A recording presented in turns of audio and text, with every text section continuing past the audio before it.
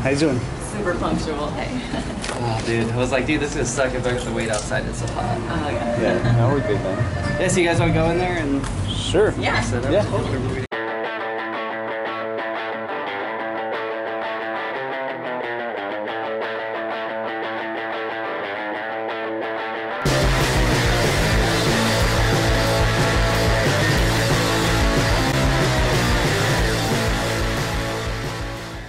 Top Acid, huh? Okay, so Top Acid is just online vintage store, music venue slash, party house, party place.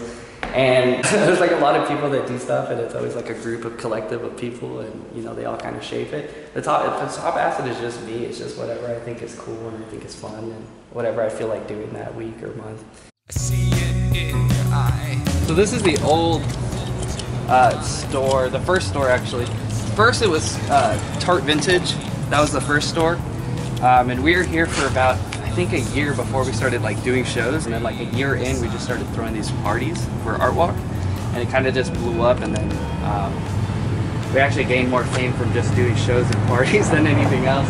And then we changed our name to Can You Not for about maybe like 8 months until we moved out of this place, and then we ended up just moving over there to the 313 gallery spot. But this is my favorite spot, man. I love this place.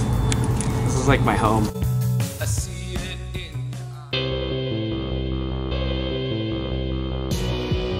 So this was the first Top Acid, and what happened was when we changed venues and stuff, I kind of just took over the complete directive role of the online store and like the image and everything. So I just rebranded everything as Top Acid, and I kind of wanted it to be like an online vintage store and then like a DIY music venue on the side, and then again the music venue just exploded, and I mean it's exactly what happened before. It's just that took over, and that kind of became what everybody knew Top Acid as. It's a venue and kind of just a place to have fun and do stuff, Why do you think the music aspect is so popular? I think the type of shows that we were doing here, nobody else was doing it around here at the time.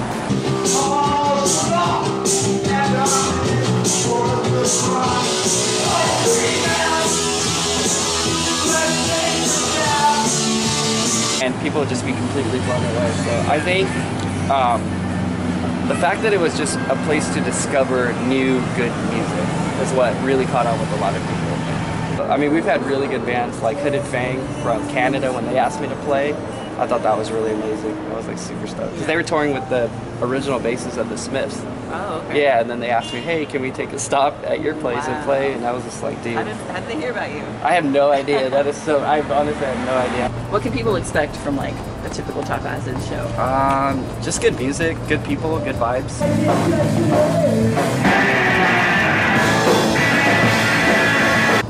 Everything's really curated. Like the music, the art on the walls, just the vibe, everything. Everything's always so curated, and everyone always brings such a positive,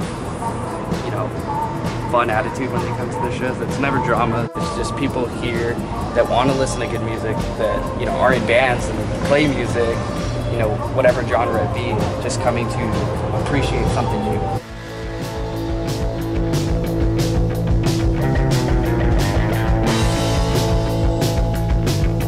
This is my actual dog. I got somebody locally to design my dogs as the characters from Fear and Loathing, so this is Hunter S2. Why is Top Acid in Santa Ana? Fuck. I don't know. Top Acid couldn't exist anywhere but Santa Ana. I don't know. I wouldn't want to do it anywhere else. Like when most people are like, oh, I made it out of here. Like, I fucking always hate that mentality. I fucking hate that. Like, well, instead of focusing so hard to get out of the place that you were born and raised, why don't you just make that place a lot cooler, or do something that would benefit the community, or, make it cool. Make it somewhere where other people would want to come. Like, I want people to be like, oh, you're from Santa Ana? That place is dope. I know where that is, So you seem to be, like, the only guy doing shit like this here in Santa Ana, in a way. Why do you think that is? I don't know. I don't know why more people haven't done it. I know I personally have tried to get more like the high school kids involved and try to get them to set up shows. because they're the next generation. They're the person that's gonna take it another step level. So I want kids to look at me and be like, how does this piece of shit have a music venue, or how's he doing anything? I want them to look at me and be like, dude, I can do that better, and then do it way better. I mean, ultimately, they're the ones that, you know, they're the future tastemakers. You know, they're the ones who, in a few years, are gonna decide what's cool and what's not cool, so. So I met this guy. Person-wise, I learned a lot, you know, to just be generous and to help out anybody when you can, and, you know, if you ask any of the artists that ever sold anything at Top Acid, we never took any percentages of that. We just let them keep the money. I never felt right taking money from an artist that worked hard for it just because it happened to be on my wall. Like, that's bullshit. Like, taking 50, 60% of that, that's bullshit. This version of Top Acid, how did like this come about? How did this venue? Well, this just came because the space is vacant more now, so nothing's set in stone timeline-wise. It's just that's just kind of the nature of Top Acid nowadays. It just keeps moving from space to space around the block, as you saw. It just keeps moving down. I haven't put in too much thought into having like a permanent venue. It's just not my priority right now. I'm kind of focusing on, you know, doing bigger events, festival style stuff. I already got some pretty big things going on. We're doing OC Queer Fest August 1st, and that's gonna be really amazing. I've got a pretty good lineup so far. Bands that cover, you know, LGBT issues, and it'll be nice to bring a little of that of Santa Ana. And it's gonna be the day of Pride. Our side's gonna be kind of like the opposite, because I know a lot of people that I'm friends with that are gay or lesbian or transgender. They would never go to, you know, OC Pride. It's just not their scene. It's a little more mainstream for them, you know what I mean? So for them, they feel a lot more comfortable coming to our event. So I've just kind of been focusing on that right now. I'm just trying to do some larger style events. So how much of yourself would you sacrifice to keep Top Acid going? Oh, dude, for a long time, it was everything, 100%. Like, all the money that I made on the side from the store just went to keeping the venue alive. I didn't care about the financial end of it and not getting anything back, but it was such a thankless job sometimes that it really bummed me out. People don't know that I was like fucking broke, dude, doing all that for them. You gotta deal with cops, you gotta deal with the city, you gotta deal with, you know, people that want to see you fail and want to see you fail so bad that they'll actually, you know, do everything they can to interrupt the show that you got going on, that you've been planning for like 2 months. Sometimes it feels like everybody's trying to get you down, but there was a few people that would, you know, come to me and tell me, dude, this is like the most amazing place, or when bands would tell me, this is the best fucking show I've ever played, that would make me like, all right, dude, it's kind of worth it, dude.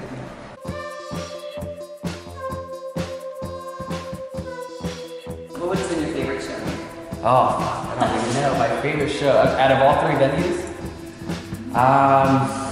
one of the most memorable ones was the one we did with Terminal A, Ghost Noise, and Band Apart. That was probably one of my favorite shows, and that was just because, like, a gothy, like, Bauhaus kind of style of night of music, nobody would have done that. And so when we did it and a bunch of people came, it was so surprising. The key to everything I do is never forgetting about the local scene, because we got to nurture it, and we really got to build it. And by bringing these other bands from LA, from San Diego, from San Francisco, wherever, it's just bridging the gap. Kind of just having it all be one big scene in Southern California. I think Santa Ana has been kind of overlooked for a long time. And it's like a perfect location to do stuff too, because it's right between San Diego and LA. So it's like a perfect place to play if you're on tour, or, you know what I mean? Why do you think Santa Ana's been overlooked for so long? I don't know. There's a lot going on in Santa Ana right now, and it's really changing. But there's not a lot of people from Santa Ana that are doing it. You know, there's only a few of us that are actually doing something and trying to influence other kids from Santa Ana. So that's the key right there, that we have to locally get other people involved, because no one's gonna pay attention if we don't give a shit about ourselves. So it's really personal for me, but I mean, really, Top Acid is kind of just like just a place where you can, you know, nurture your creativity and you can feel safe and be in a good place and hang out amongst friends. But eventually it'll branch out and it'll be a lot more. Like Top Acid record label and Top Acid band management, so that's the ultimate goal, and I see it happening pretty soon.